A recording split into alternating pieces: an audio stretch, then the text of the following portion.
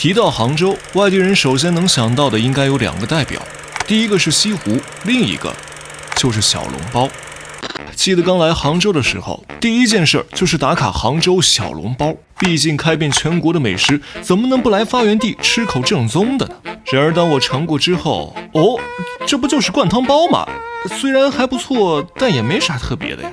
据同事蒋老八透露，其实外地的杭州小笼包大多是嵊州人开的，跟杭州压根儿没关系，只是因为嵊字太生僻，所以不如改成更有名的杭州。他这么一说，我才突然想起这边有好多嵊州小吃的招牌，一开始我还不会读，以为念成，和我一样的自觉口音，随便找了一家嵊州小吃。等待小笼包的过程中，我百度了一下这个陌生的小城，然后就看到了一条震惊的新闻 ：CNN 将嵊州小笼包评为全球排名第1的美食，北京烤鸭才排第5，这让我虎躯一震。想不到此刻身处的简陋小店，竟然身披这样的荣耀，连啃生菜叶子的老外都能对他赞不绝口。惊叹中，我的小笼包到，尝一小口，这第1名还真是赢得不太明显呢。看来想要尝到它真正的本色，只能亲自去嵊州瞧一瞧了。出发！来浙江这么久，这是我第一次离开杭州去周边的城市晃悠，难得的大晴天给了我不少的信心。然而接下来的消息却是个大霹雳：嵊州小笼包全球第1是条假新闻。也是啊，让老美排全球最好吃的小吃，且不说饮食习惯，中国知道嵊州的人才占了多少？一边埋怨我太好忽悠，一边劝自己来都来了，至少瞧瞧正宗的杭州小笼包也行啊。于是按照推荐，我来到了胖大姐黄泽豆腐馒头。黄泽镇是嵊州小笼包之乡，馒头在南方也指包子，豆腐馒头自然是嵊州招牌豆腐小包子。说实话，不知道你们对豆腐包的体验怎样，就我过往的经历，完全可以用异端来形容它的滋味。假新闻，豆腐包子。面对这样失败的网络奔现，我只能再次用来都来了宽慰自己。点了2笼包子，先是猪肉馅的，尝一小口，牛啊！一样的是杭州小笼包工艺，不一样的是品质。皮儿薄不粘嘴，馅儿嫩还多汁，尤其里面的小葱简直是鲜上加鲜呢。事实证明，如果你吃到难吃的小笼包，那一定是他们手艺不精。肉馅儿已经快让我夸满了，这豆腐生煎能改变我对它的异端评价吗？尝一小口，他死我了！互相冷静了一会儿，再次尝一小口。薄皮儿轻轻一咬，软嫩爽滑的豆腐和汤汁倾泻而出。肉馅虽然占比不多，但牢牢把握住了肉香。当香与滑合在一起，还有蓬松的鸡蛋陪衬，你将能明白什么是美食该有的流畅。据说当初研发豆腐馅的初衷是因为肉太贵，现在它的光芒完全让旁边的肉馒头黯然失色。加上颠覆我认知的惊喜，豆腐馒头让我哑巴吃黄连，越吃越想吃啊！难怪有人要造谣它，一定是好吃疯了。最后来一碗醇厚的咸豆浆溜缝，给第一餐画上句号。不过对于探店之旅，这顿馒头只是个逗号。在这条越秀路上，还有很多老店铺暗暗较劲。20年起步的修为，让我不知道该去谁家贡献味蕾。此时，一家小吃吸引到我的注意：老妈臭豆腐春饼。和其他正统小吃不同，这就是一家野路子的街头风味。开了20多年，还没有人能拒绝臭豆腐猪头肉春饼，这光听名字就走不动道的小吃啊！薄如蝉翼的春饼和鸡蛋叠加着，镀了一层油泡的黄金臭豆腐铺在一起，刷酱放肉，再来油焯过的葱花，卷在一起，这极致的组合，馋了的同学就老实的点个赞吧。尝一小口，臭豆腐诠释了什么叫外酥里嫩，软糯咸香的猪头肉，辣中带甜的酱料，韧而薄的春饼，每一样都互相嵌套着，让人上瘾般的对它狼吞虎咽。它真是好吃的理所当然呐，而我也理所当然的吃撑了。要想让探店进行下去，就得赶紧消消神儿，比如到崇仁古镇走一走，去感受未商业化的宋朝遗风、明清建筑，或者就在市区逛逛，体验身处文艺片式的县城风貌，寻找这里遗留下的时代碎片。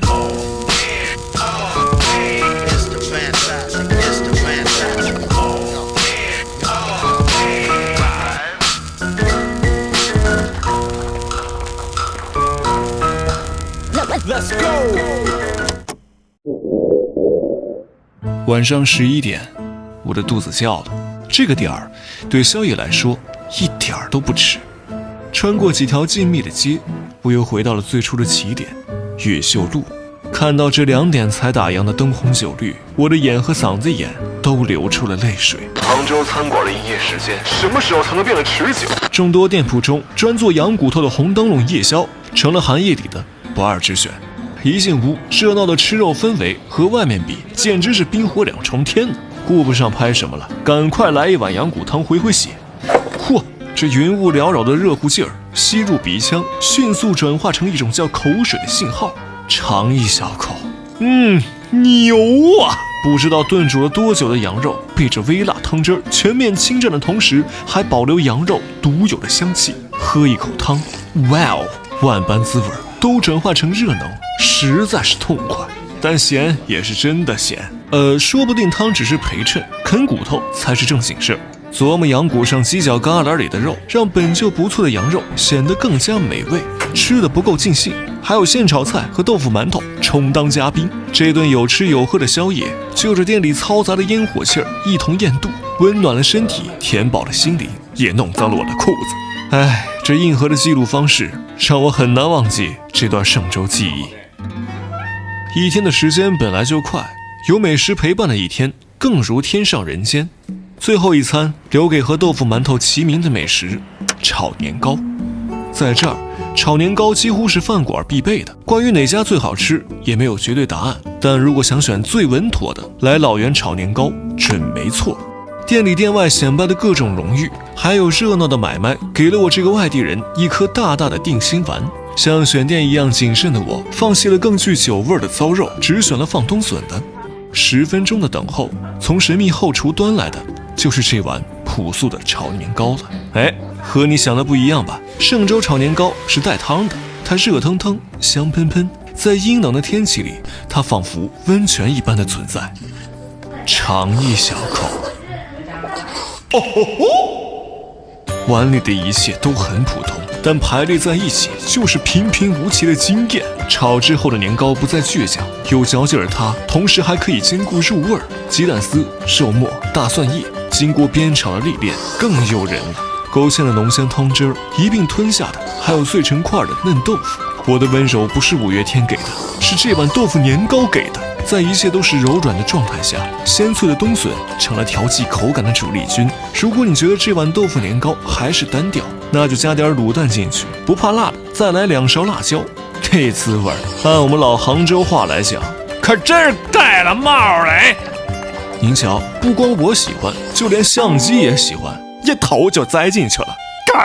不过在豆腐年糕面前，我可顾不上抱怨，专心吃它才是最要紧的。酣畅淋漓地吃着炒年糕，我顿悟了它的神奇之处，有家味儿。家里做饭通常没饭店那么精致，这碗豆腐年糕也是如此，食材普通，没有繁复的调味，粗暴的大杂烩，吃到肚里却治愈了胃，不必深究技巧细碎，它只是像家里做饭，对你口味。一想到离开嵊州就吃不到这样的年糕，我唯一能做的就是一滴不剩的把它打包到肚里。阴沉的天气总是让人开心不起来，在这天告别嵊州老店朴实而精湛的菜品，更是一件难事。本来只想一睹嵊州小笼包的风貌，没想到这样一座小城，风味小吃却藏龙卧虎。更让我感慨的是，这一切的开端是因为一条假新闻，真是满满的乌龙味儿。虽然嵊州馒头的名次是假，但其背后的奋斗故事是真。嵊州禹溪村的屠夫园不仅靠杭州小笼包3个月还清巨债，更传授给村民财富密码，让杭州小笼包开遍天南海北。欣慰的同时，也让我可惜嵊州的美食因此而被埋没，外地人记住的也只有那个无所谓正不正宗的杭州小笼包。不过当地也在为改名这件事儿努力着，叫了将近30年的杭州小笼包慢慢向嵊州靠拢，希望有朝一日嵊州小吃可以被更多人看到，让在外打拼的嵊州人亲手接回这份骄傲。在回杭的时候，我在想，被刻板印象耽误的美食太多了，比如中华快餐4巨头的原味究竟是什么样的？他们是否都藏匿于像嵊州这样不知名的小城呢？新的一年，不如带大家一起满足好奇，去探寻那些被刻板印象耽误的美食真正的样子。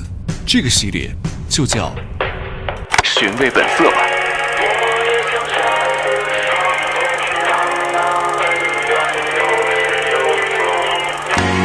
抬头望着故乡的天空，飞来冲去夜晚孤火，掐碎我沉浸其中的一场场不愿醒来的梦。哼，不理我。